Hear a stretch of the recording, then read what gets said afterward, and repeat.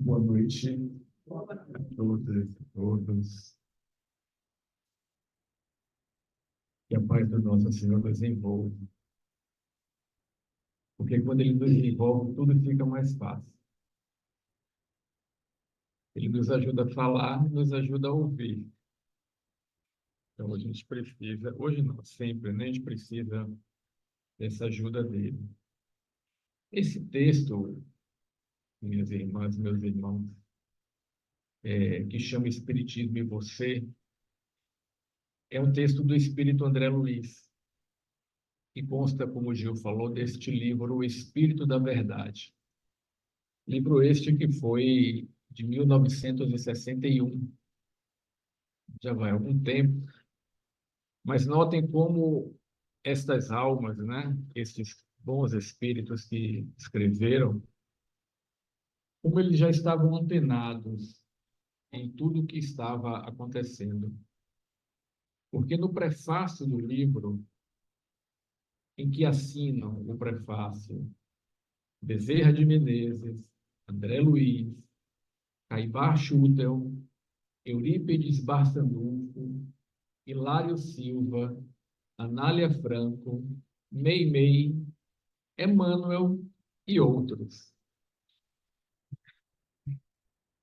No prefácio, eles dizem assim, que neste livro, né, se refletem os pensamentos daqueles servos menores de teus servos maiores, aos quais confiaste, em círculos mais estreitos de ação, a sublime tarefa de reviver o espírito da verdade dos tempos calamitosos de transição que o planeta atravessa.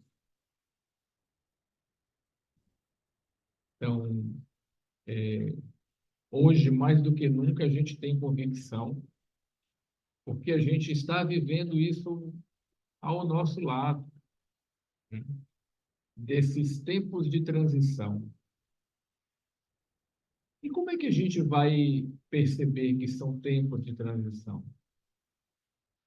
No livro Obras Póstumas, que são textos, ou textos escritos por Allan Kardec, ou psicografias que ele até então não tinha publicado, mas constava lá dos seus arquivos. E então, após o seu desencarne, pessoas da Sociedade Parisiense de Estudos Espíritas julgaram por bem juntar alguns desses textos, algumas dessas psicografias, e editaram o livro Obras Póstumas. Tem um texto em que ele vai falar, em que um espírito fala sobre a nova era, e fala sobre esse momento de transição. E diferente do que o que a gente pensava, que o momento de transição viria com catástrofes naturais, né? Furacões, vulcões, maremotos, tsunamis. Não que isso não esteja acontecendo, mas que esses não eram os sinais de transformação. A transformação não seria exterior. A transformação se daria no interior do ser humano. E eles falam sobre um sinal, fundo interior, fundo psicológico, que seriam assim os sinais destes tempos. E eles dizem assim: vós vereis a loucura e o suicídio se elevar a um patamar nunca visto antes. Naquela época de Kardec, ainda não existia a palavra depressão. Hoje é talvez o mal, ou o mal no sentido de adoecimento do espírito, da alma, né? Que mais acomete a humanidade. E o suicídio, minhas irmãs e meus irmãos, o último dado que eu peguei é que no mundo, a cada 4 segundos, uma pessoa se suicida. Então, do momento em que nós começamos a reunião para cá, algumas dezenas de pessoas se suicidaram. Então, isso mostra para a gente que realmente nós estamos vivendo momentos de transição. E como eles dizem aqui, na hora em que a família humana desfalece a míngua de amor. A principal doença ou o principal adoecimento que eu percebo na humanidade hoje é essa falta de fé. Crença, porque as igrejas estão lotadas, os templos estão lotados, as sinagogas estão lotadas, os centros espíritas estão lotados. Mas mesmo entre os espíritas, que fica muito claro para a gente a continuidade da vida após o desencarne, fica muito claro para a gente que os nossos problemas nos acompanham. Como admitir suicídio em meio espírito? Então, a gente não está falando de crença, mas de fé. Essa fé enquanto fidelidade. Ser fiel ao Criador, ao Cristo. Então, essa fé, né, Alô, como a gente estava aqui no sábado falando no nosso grupo de estudos, essa fé para nós é um sentimento, não é uma virtude, né? No sentido de você ter força. É um sentimento mesmo de, de estar ligado, de estar em Deus. E aí a gente enfrenta tudo com outra disposição. A fé não vai tirar os nossos obstáculos. Até porque esses obstáculos existem com um propósito. Deus não envia problemas em vão. Quando eles surgem em nossas vidas, os problemas, as dificuldades, as vicissitudes, têm um propósito. E esse propósito não é punitivo. Ele é pedagógico. Eles aparecem em nossas vidas para nos ensinarem. Enquanto não aprendermos, os problemas continuam. Então, é melhor nós atacarmos esses problemas de frente, porque tem um ditado empresarial que diz assim: problemas não envelhecem bem. Então, se a gente não enfrenta eles, cada dia que passa eles se tornam maiores. Então, este livro, a tônica deste livro, as diversas comunicações que tem nele, desses diversos espíritos, não só esses que eu nominei aqui, mas diversos outros, são todas voltadas para o Evangelho segundo o Espiritismo. Eles pinçam capítulos, itens, passagens do Evangelho segundo o Espiritismo, fazem comentários, mas com este viés de nos confortarem, de nos auxiliarem, de dar-nos ideias, né, dar-nos caminhos para nós enfrentarmos este momento em que todos estamos vivenciando. É 100% da humanidade encarnada e desencarnada que vivem esses tempos desafiadores. E aí o capítulo 92, cujo título é esse, Espiritismo e Você, eu vou te compartilhar aqui, meu Gil, porque a gente não está usando, né, a gente não está usando o texto, porque como não deu tempo de preparar nada previamente, então, mas a gente discorre aqui. Este texto, escrito por André Luiz, ele se refere ao capítulo 17 do livro do Evangelho segundo o Espiritismo, o item 4. O capítulo 17 do Evangelho segundo o Espiritismo tem o título de Sede Perfeitos. E Kardec abre o capítulo trazendo uma passagem de Mateus, que ele intitula esse tópico como Caracteres da Perfeição, e ele abre com a passagem de Mateus em que Jesus diz assim: amai os vossos inimigos, fazei o bem aos que vos odeiam e orai pelos que vos perseguem e caluniam. Me lembrei de Perrone agora, que adorava falar isso, né? Porque se somente amardes os que vos amam, que recompensas tereis? Não fazem assim também os publicanos? Se unicamente saudardes os vossos irmãos, que fazer isso mais do que os outros? Não fazem o mesmo os pagãos? Sede, pois, vós outros perfeitos, como perfeito é o vosso Pai Celestial. Essa é a tônica do capítulo 17. E aí Kardec vai falar sobre o homem de bem. Quem nunca leu essa passagem, chega em casa, abre o livro e lê. E a gente fica desse tamanho, assim, quando ele fala sobre o que é o homem, o ser humano de bem, né? E depois ele falar sobre esse ser humano de bem, ele vem falar sobre os bons espíritas. É esse item 4 ao qual o André Luiz escreve o livro, escreve o texto, baseado na inspiração deste item 4. Porque aqui neste item 4, Kardec diz, bom, se tem bons espíritas, deve ter maus espíritas, né? Mas Kardec fala aqui dos espíritas imperfeitos e dos espíritas, como ele chama, verdadeiros e sinceros.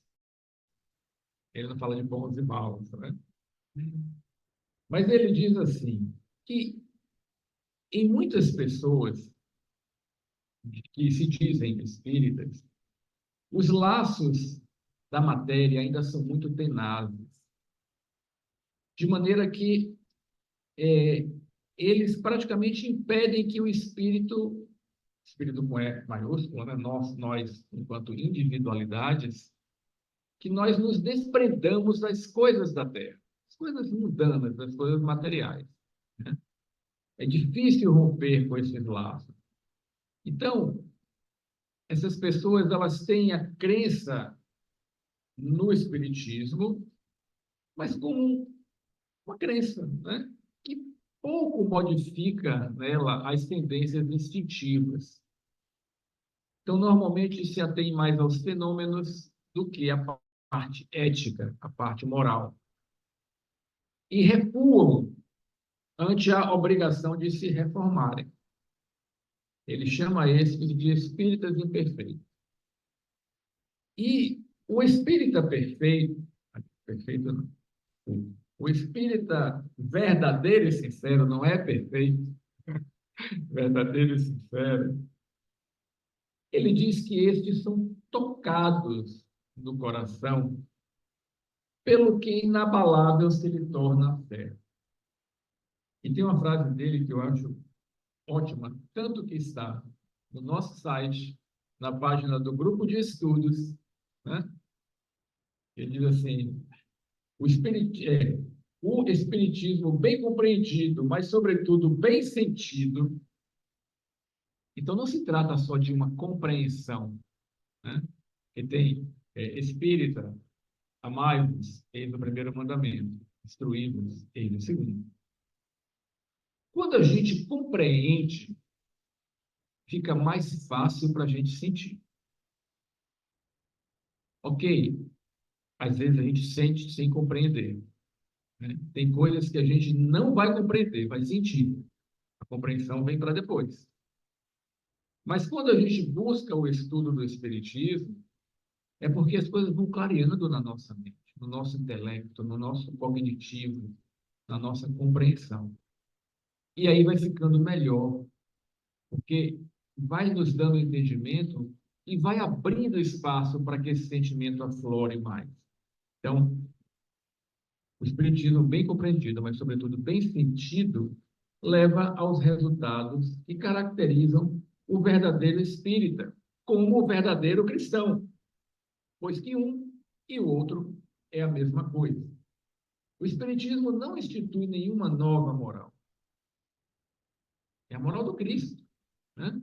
Ele apenas facilita a nós, seres humanos, a inteligência, no sentido de entender e poder escolher, e a prática da moral do Cristo. E aí tem uma outra célebre frase de Kardec, que acho que são assim, pilares mesmo, em que ele diz assim: reconhece-se o verdadeiro espírita, não porque ele é anjo, não porque ele é santo, não porque ele é perfeito. Reconhece-se o verdadeiro espírita pela sua transformação moral e pelos esforços que emprega para domar as suas más inclinações.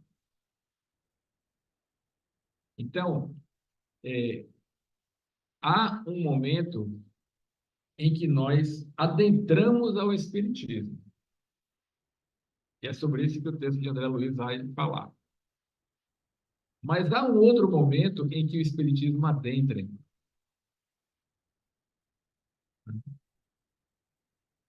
E tem um terceiro momento ainda, em que o Espiritismo começa a sair de nós, nos nossos atos mais ordinários. No nosso abrir os olhos, no nosso acordar, no nosso tomar café, no nosso bom dia, no nosso relacionar com as pessoas dentro, fora de casa, no trabalho, no ônibus, na rua, no nosso enfrentar os problemas, as dificuldades, principalmente nos embates. Porque quando o Espiritismo, bem compreendido e bem sentido, começa a fluir de nós, nas nossas palavras, nos nossos pensamentos, nas nossas atitudes, é porque ele chegou no nosso sentimento.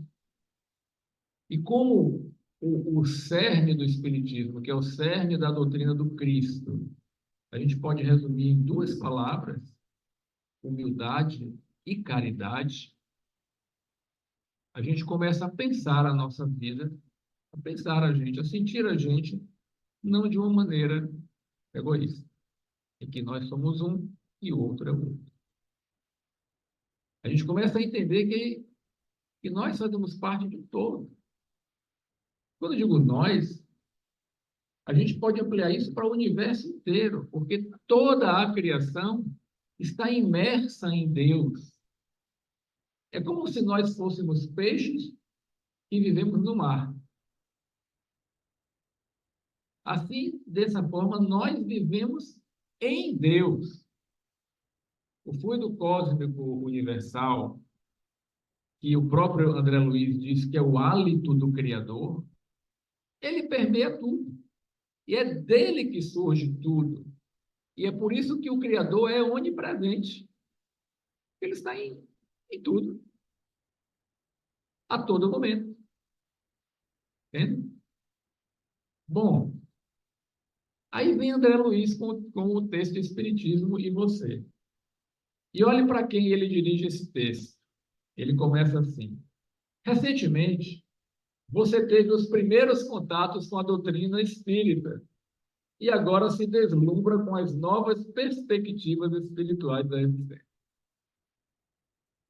Então, o texto é dirigido para os espíritas iniciantes, para aquelas pessoas que adentraram agora a doutrina, que começaram a tomar contato com a doutrina espírita. E que, de certa forma, a doutrina espírita começa a mexer com essa pessoa. Então, ele diz assim: ideais redentores, relações pessoais enriquecidas, conversações edificantes, leitura nobre, promissores ensejos de servir à fraternidade. Não é isso que a gente não se cansa de falar aqui? Então, aquela leitura ou aquele programa que não tem mais substância, né? Substância espiritual, e aquela coisa de passar o tempo já começa a não se encaixar mais.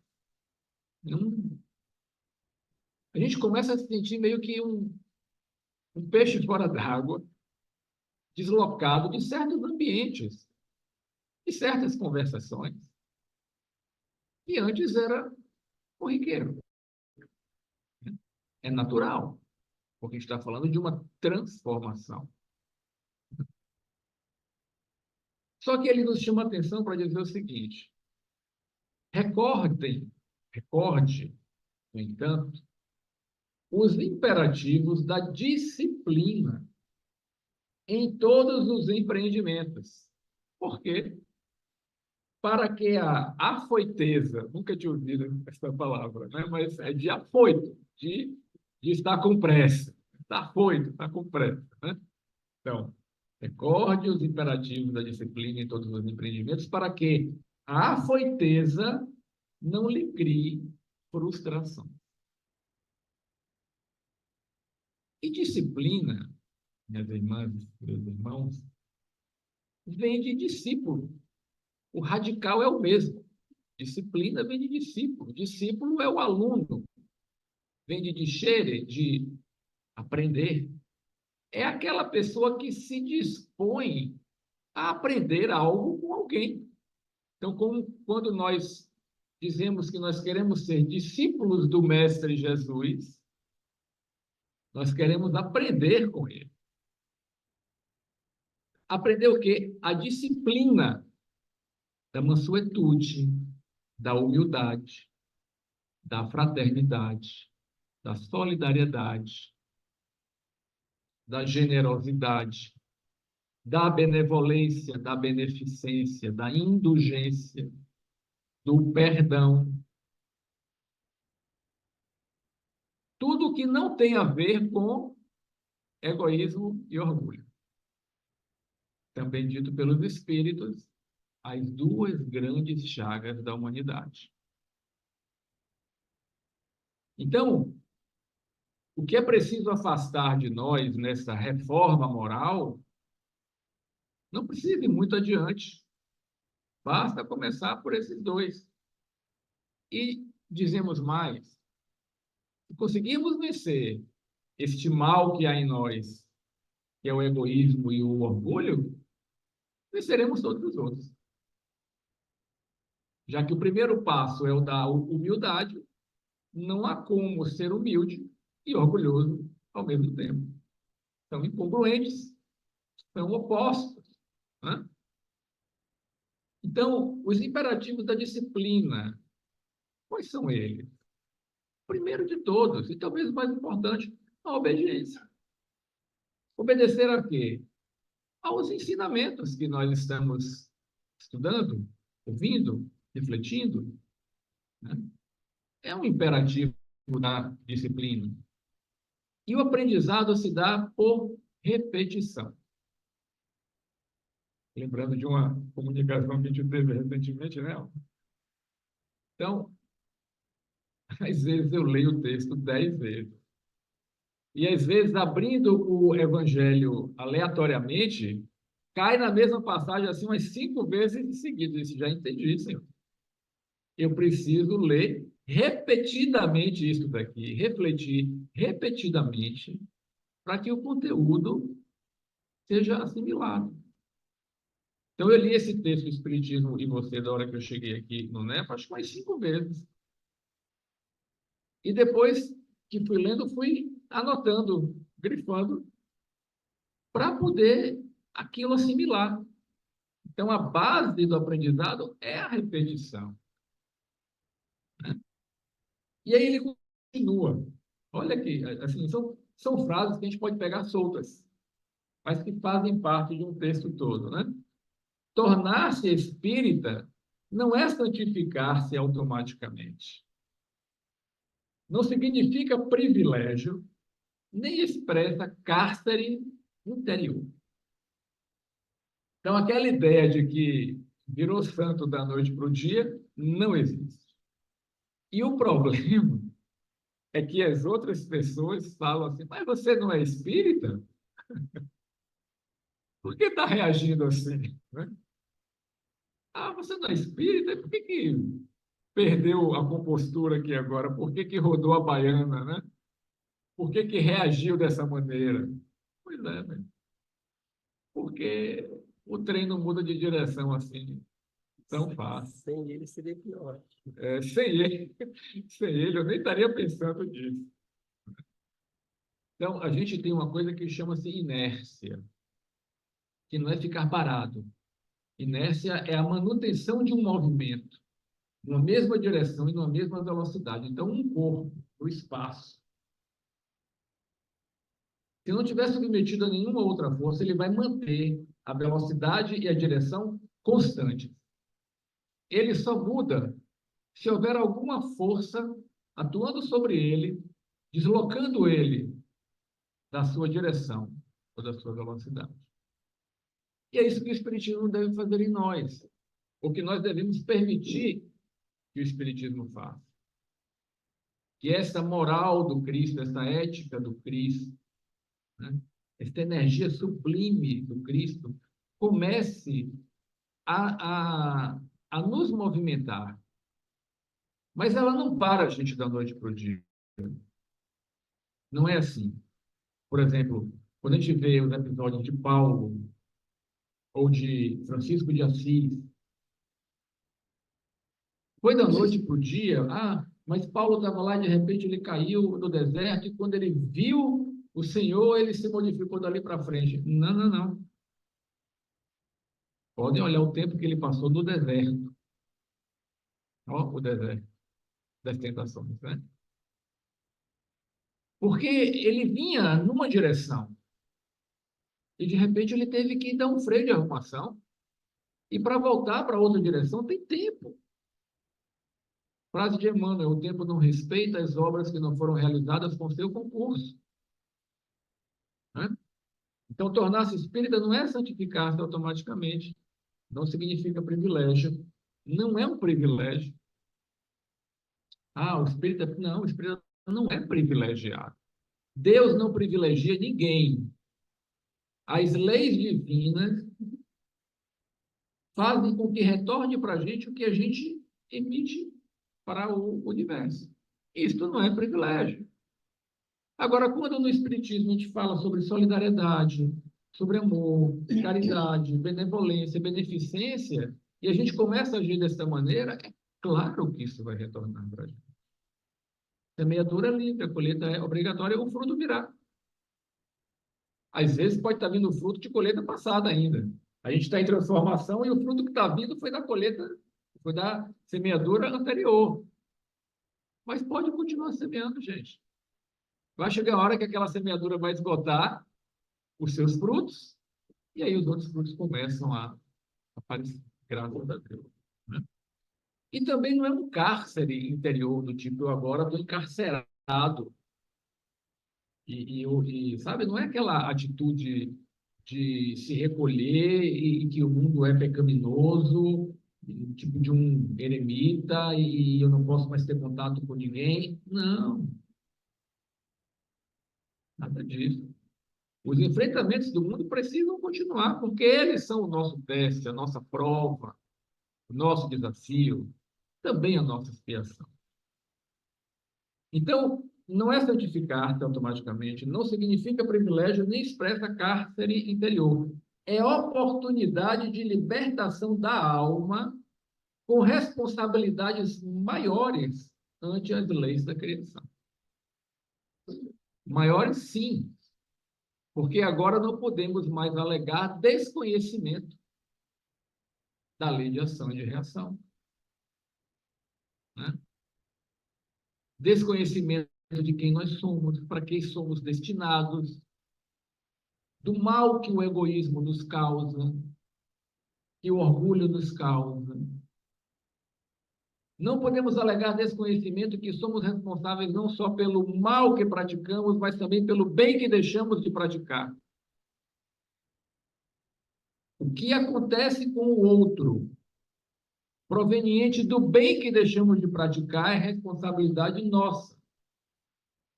E quanto mais consciência temos disso, maior responsabilidade temos. E aqui nós estamos estudando isso. E é exatamente por isso que algumas pessoas não querem vir ao centro espírita. Mas nem não quererem vir por causa disso, já estão assumindo que sabem que é assim. Né? E aí André Luiz diz assim, ser espírita, né, tornar-se espírita, é reencarnar-se moralmente de novo, dentro da própria vida humana.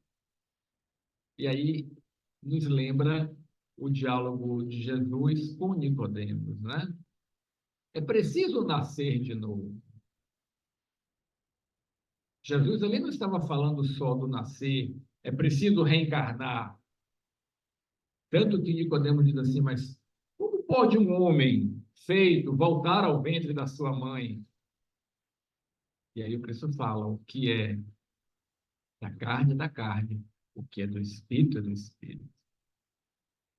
Renascer em espírito, renovar-se em espírito, reencarnar-se moralmente de novo. Achei ótima essa expressão dele. Reencarnar-se moralmente de novo. É dar esse freio de arrumação e dizer, bom, o que é que eu estou fazendo da minha vida? Quais são os meus propósitos? Para que eu estou encarnado? Em que eu estou utilizando o talento mais precioso que o Senhor concedeu para todos nós em igual proporção, que chama-se tempo. Em que eu estou empregando o meu tempo? Ao empregar este meu tempo, eu estou sendo útil? Para quem?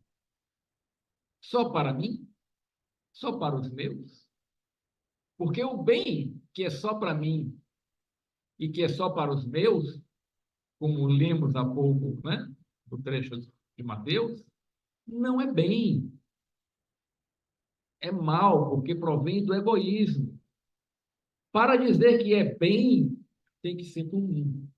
E o bem comum, ele deve sobrepor-se, ultrapassar, ser mais importante do que o bem individual. Por isso que muitas vezes é necessário sacrificar-se, renunciar de forma resignada, quando é em prol do bem coletivo. Convicção espírita é galardão abençoado no aprendizado multimilenar da evolução.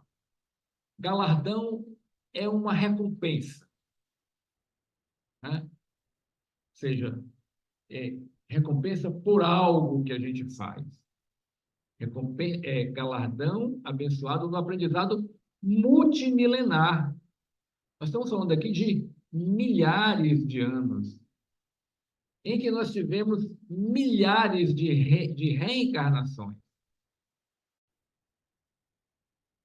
para que a gente chegue à convicção espírita. E é por isso que Kardec fala, né, naquele item 4 lá, que há pessoas em que o espiritismo soa como uma música suave e doce, que é gostosa de ouvir, mas não estou a fim de dançar. Estou a fim de dançar outra coisa. É por isso que tem a parábola do semeador.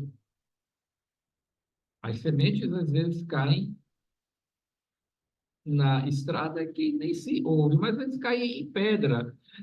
Brota rapidinho, mas é pedra. Não tem terra, a raiz não consegue deitar ali. E aí o sol vem e cresce, né? É preciso tempo para revolver esta pedra, arar aquele terreno, que é o terreno de nosso coração, de nossas mentes, né? Para que ela possa, então, acolher de verdade a semente do cristianismo original. Desse modo, nem prevenção, nem invigilância constituem caminhos para semelhante conquista. Então, a convicção espírita não virá com invigilância e nem virá também com prevenção. Nesse sentido, não é de prevenir, mas é de já ter uma ideia formada e não abrir mão dela. Kardec usa essa mesma palavra lá no item 4, quando ele diz assim, sobre esses espíritas imperfeitos, né? Recuam ante a obrigação de se reformarem ou então guardam as suas simpatias para os que lhe compartilham das fraquezas ou das prevenções. Os mesmos ideais, né? E a invigilância é algo interessante porque vigiar é olhar. Mas não é somente olhar, é estar atento. Porque tem muita coisa que a gente enxerga, mas não vê. está na nossa frente e a gente simplesmente está tão desligado que não vê. Então, este vigiar, e quando Jesus nos ensinou, ele não disse orai e vigiai. Ele disse vigiai e orai. Até para que a sua oração tenha um sentido correto. Que você está vigiando, você está vendo qual é a sua dificuldade, você fala, Senhor, me ajuda nisso aqui. Está difícil para mim superar isso, está difícil para mim aceitar isso, está difícil para mim seguir nesse caminho. Que eu sei que é o caminho do Senhor, mas eu não estou conseguindo, então me ajuda. Então, a conquista da convicção espírita, ela virá com vigilância. E ela virá também com cabeça aberta. Urge sustentar perseverança e paciência na execução justa de todos os deveres. Nossos deveres são nossas cruzes. Basta olhar para o nosso dia a dia. O que é que nos rodeia? Quem são os nossos familiares? Qual é a nossa relação com eles? Quais as dificuldades que essas relações familiares nos colocam a enfrentar? E os nossos desafios de ordem profissional, de ordem social? Eu digo que quem nasceu no Brasil tem que, dentre diversas outras coisas, mas uma coisa principal tem que lidar. Tem que lidar com o desrespeito. Porque tem muito desrespeito nesse país. E não vamos reclamar dos governantes. Porque os governantes são o espelho do povo que os elege. Então, nós constantemente somos defrontados com o desrespeito. E aí, que atitude nós vamos ter diante do desrespeito? Desrespeitar também? Ah, já que ele fez, eu posso fazer? Não. Um erro não justifica o outro.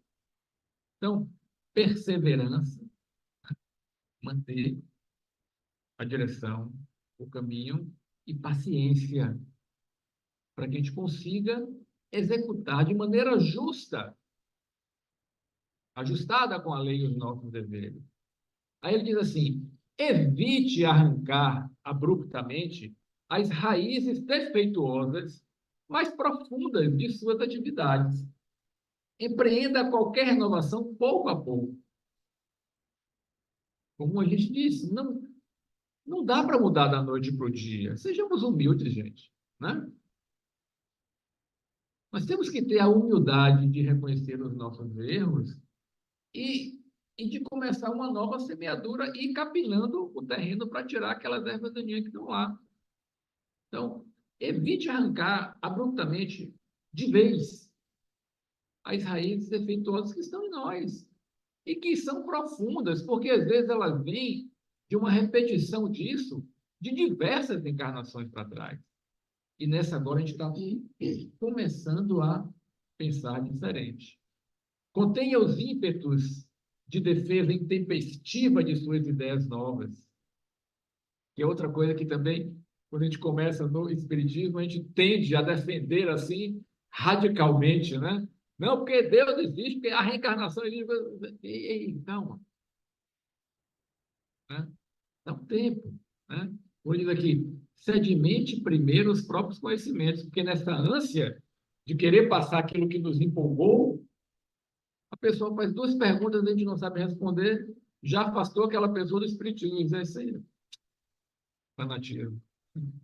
A gente não soube responder, a gente não se preparou. Como é que a gente vai conversar?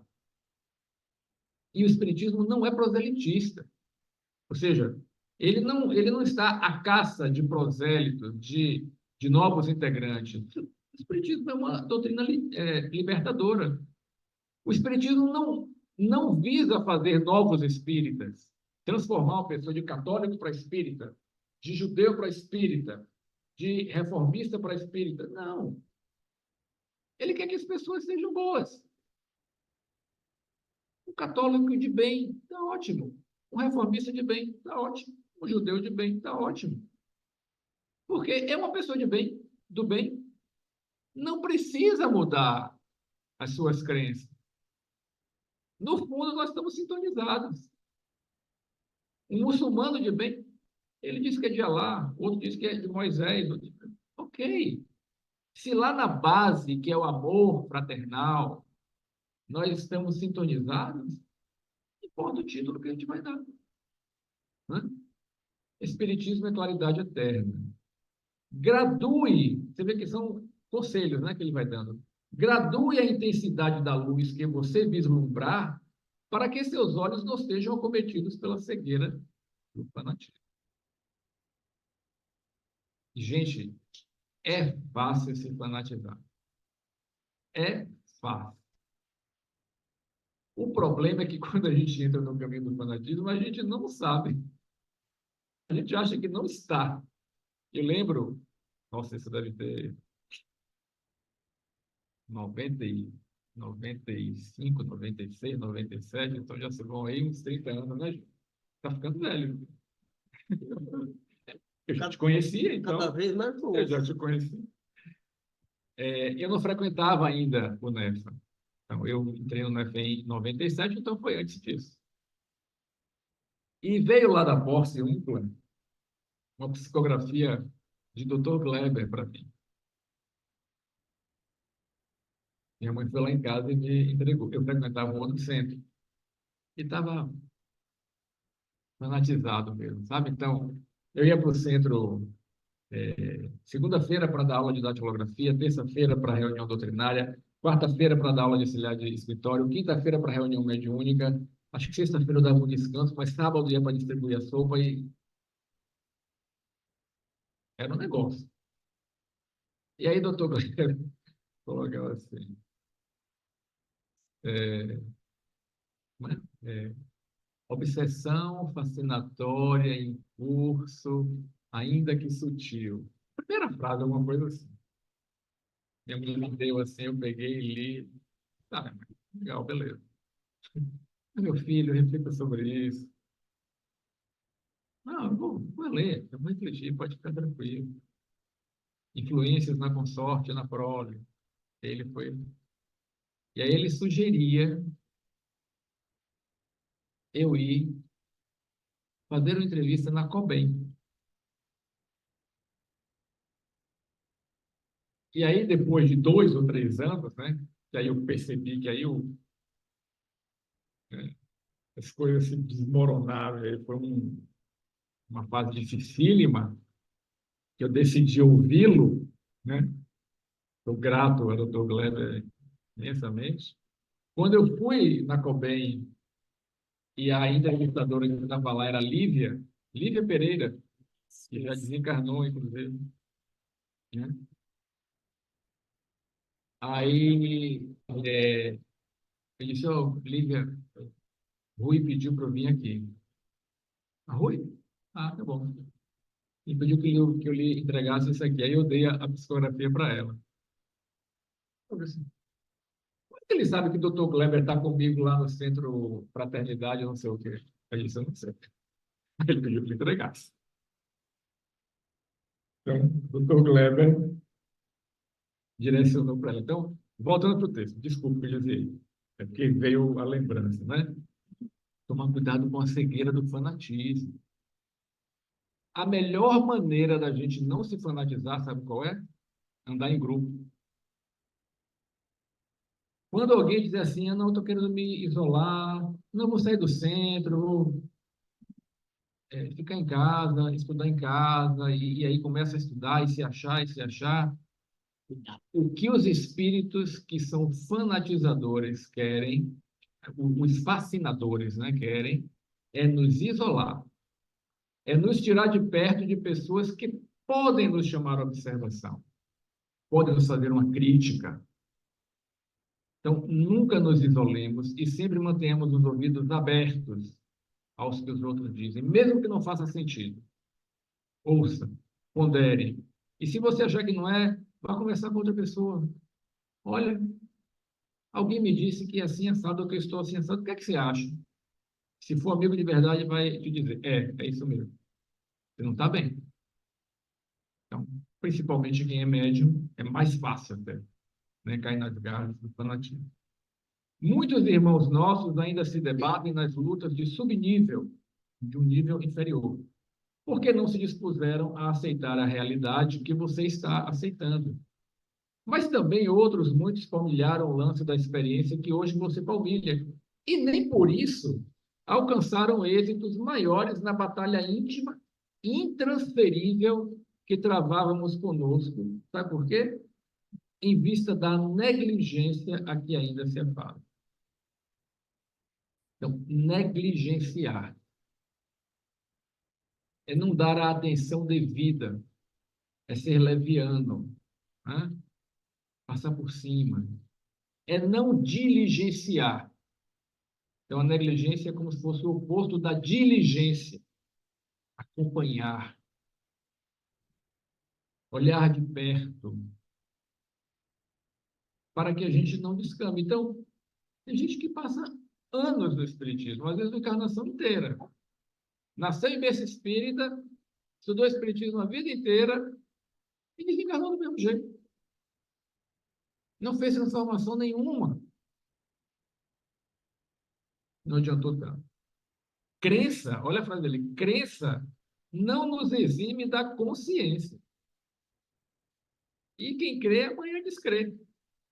Então, a crença deve ser elevada ao patamar da fé, que, como Emmanuel diz, é a certeza luminosa em Deus, não é de Deus. A fé é a certeza luminosa em Deus. Acertar ou cair, estou indo um pouco mais rápido, porque nosso tempo já está finalizando. Acertar ou cair são problemas pessoais. Tudo depende de você. Quem persiste na ilusão abraça a teimosia. Legal essa frase dele aí, né? Quem per... Algumas pessoas dizem assim, poxa, eu me desiludi, e diz com uma tristeza imensa, porque se desiludiu com alguém, com alguma coisa, com centro, com religião, com, enfim, com alguma coisa. Eu digo, eu estou doido para ser desiludido. Porque desiludir significa sair da ilusão. Ainda bem que você se desiludiu com alguém ou com alguma coisa, ou enfim, com o que quer que seja. Que enquanto você não se desiludir, você continua iludido. E quem quer viver iludido? Muita gente. Muita gente quer viver iludido. Né? Lembro de uma cena daquele filme Matrix, todo mundo assistiu, né? Deve ter assistido, em que o sujeito que trai o grupo, ele faz um acordo com a outra parte e diz assim, ok, eu sei que isso é uma ilusão. E ele está comendo um prato de carne, assim, bem suculenta, né? Falou, eu sei que isso é uma ilusão, mas é bom demais. Então, eu quero ficar aqui. O meu acordo é o seguinte, eu tenho que ter uma vida rica, cheia de mulheres, cheia de prazeres, etc, etc. Eu sei que é ilusão, mas eu quero sim. Gente, né? Esse é um iludido convicto, né? É ser um iludido convicto, exatamente. Então, quem persiste na ilusão, abraça a teimosia. Quanto mais se edifica a inteligência, mais se lhe acentua o prazer de servir. Que a gente vai compreendendo as coisas. A gente vai compreendendo que o maior sentido, o maior propósito em nossas vidas, não em nossas encarnações, não. Em nossas vidas, é o servir. O que é que Jesus disse para a gente, né? Quem quiser ser o maior, seja o que mais serve. Eu vim para servir, não para ser servido. A vontade de meu Pai é que eu sirva. E olha que ele falou isso algumas vezes, e os discípulos ouviram diversas vezes, e a ficha não caía ainda, porque na última ceia ainda estavam discutindo quem seria o maior no reino dos céus. Acho que Jesus disse assim: falar não adianta mais, não. Eu vou fazer uma coisa aqui. E se levantou, tirou a túnica, colocou uma toalha, como os servos faziam antigamente, encheu uma bacia d'água, sem dar uma palavra, saiu lavando os pés de todos, coisa que os escravos faziam isso. E os discípulos assustados, né? Se eu, e vocês dizem que eu sou o mestre, e sou, estou fazendo isso com vocês, é para que vocês entendam o que é isso que você tem que fazer com os outros.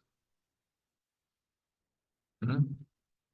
Então, é, veja, quanto mais se edifica a inteligência, mais se lhe acentua o prazer de servir. Obedeça, pois, ao chamamento do Senhor, emprestando boa vontade ao engrandecimento da redenção humana, mediante trabalho ativo e incessante nos diversos setores em que se lhe possa desenvolver a colaboração. Eu grifei nessa frase aqui a palavra boa vontade. E me lembrei do que Gil falou aqui. Foi você que falou sobre boa vontade, não foi? Ivan falou sobre má vontade e você sobre boa vontade.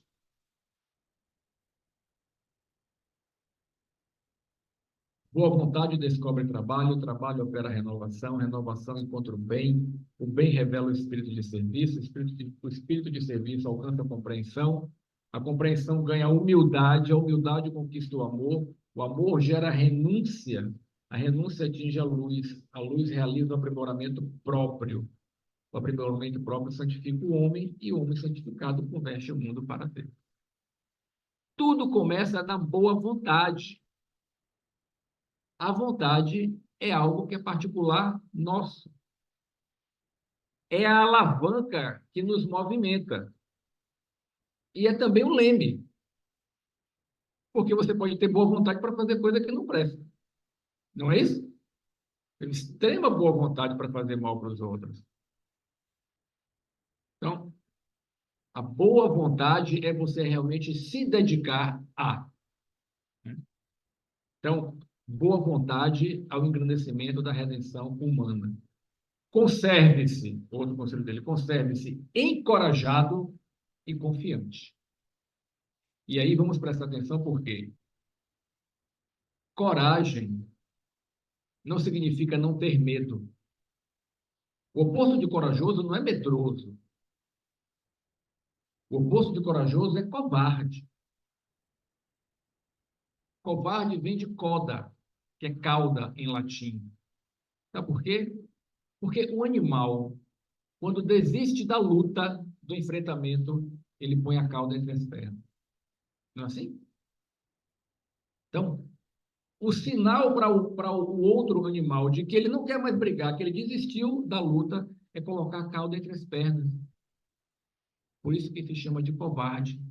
A pessoa que desiste da luta. Então, ser corajoso é manter-se na luta. Mas qual luta? O bom combate. Combate que acontece dentro da gente. Em vencer essas nossas más inclinações, em reverter a tendência e começar a operar sobre as bases do Cristo. E aí ele continua: alegria serena, em marcha uniforme. Não adianta correr.